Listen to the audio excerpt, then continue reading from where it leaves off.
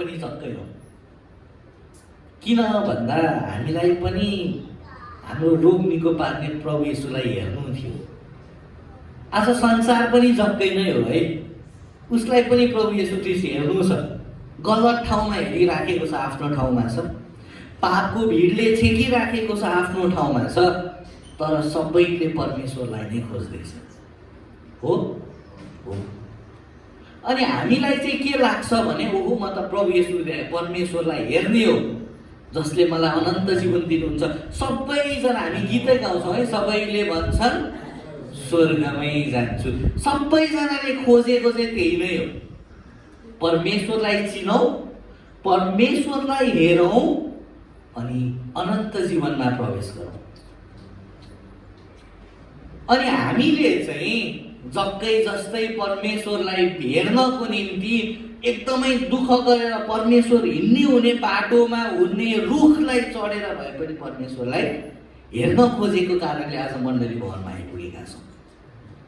हामीले परमेश्वर हिँड्नु हुने बाटो पत्ता लगाएर रुखमा चढेर भए पनि बिचरा बुढको मान्छेलाई त्यो रुखमा चढ्न कति गाह्रो थियो होला। त्यस्तै हामी पाप र संसारमा गिजोलिएका मानिसलाई मण्डलीसम्म आउन कति गाह्रो छ।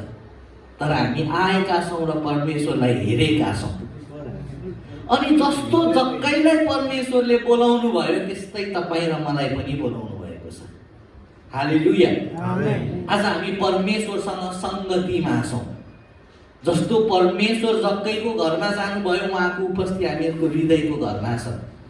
जस्तो परमेश्वरको उपस्थिति उसको परिवारमा थियो त्यस्तै उपस्थिति हामीहरूको परिवारमा छ। हालेलुया। तर हामी यतिमै अड्केका छौँ। हामी यतिमा मात्रै अड्केका छौँ। परमेश्वरसँगको सङ्गति हामीहरूको जीवनमा छ, त्यति मात्रै हो। र यो चाहिँ विश्वासी जीवन होइन। यदि तपाईँ र हाम्रो जीवन प्रार्थना गर्दा आँखा चिम्लिने, आमेन भन्दा आमेन भन्ने अनि हप्तामा एकचोटि मण्डलीमा आउने विश्वासी जीवन हो भने त्यो विश्वासी जीवन होइन। यो त हामीले रुटिन मात्र बनायो। रुटिनको जीवन विश्वासी जीवन होइन है, एकदमै चुनौतीपूर्ण वचन हो। रुटिनको जीवन विश्वासी जीवन होइन। भात खाँदा प्रार्थना गर्नुपर्छ भनेर मैले मेरो छोरालाई सिकाएको छु। ऊ आफै प्रार्थना गर्न थाल्छ। यदि कसैले प्रार्थना नगरिकन खाएको देख्यो भने प्रार्थना गर्नु पर्दैन भनेर सोध्छ। तर उसले अझै पनि परमेश्वरलाई ग्रहण गरिसकेको चाहिँ छैन। हामी यदि परमेश्वरसँगको सङ्गतिमा मात्र छौँ भने त्यो विश्वासी जीवन पूर्ण जीवन होइन। जक्कैको जीवनलाई यदि हामीले हेर्ने हो भनेदेखि येशू ख्रीष्टलाई चिनेको जीवनको उत्कृष्ट उदाहरण हो। किनकि उनले येशू ख्रीष्टलाई चिने, येशू ख्रीष्टलाई देखे, येशू ख्रीष्टलाई चिने, येशू ख्रीष्टसँग सङ्गतिमा बसे र उनको जीवनमा परिवर्तन आयो, रूपान्तरण आयो। उनको जीवनमा तपाईँ र मैले हेर्ने हो भने उनले पुरानो जीवनलाई त्यागेर नयाँ जीवनतर्फ आफ्नो जीवनलाई अगाडि बढाएको देख्न सक्छौँ। त्यसैले उनले के भन्छ, म मेरो आधा सम्पत्ति गरिबहरूलाई दिइदिन्छु। यहाँ पैसाको कुरा होइन, इमान्दारिताको कुरा हो।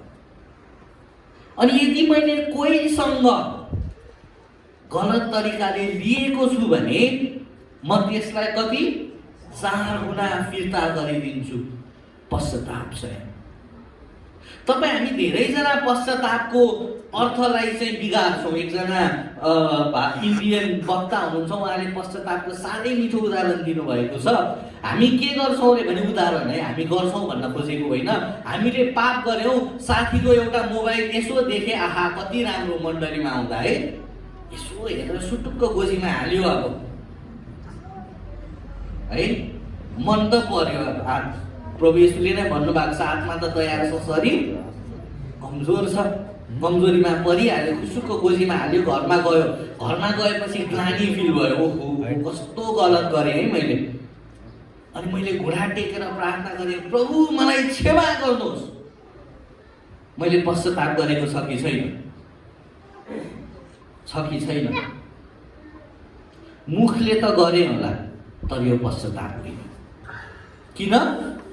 मैले कसको फोन चोरेको? एउटा साथीको फोन चोरेको। मैले परमेश्वरसँग क्षमा त मागे, त्यो साथीसँग क्षमा माग्नु पर्दैन,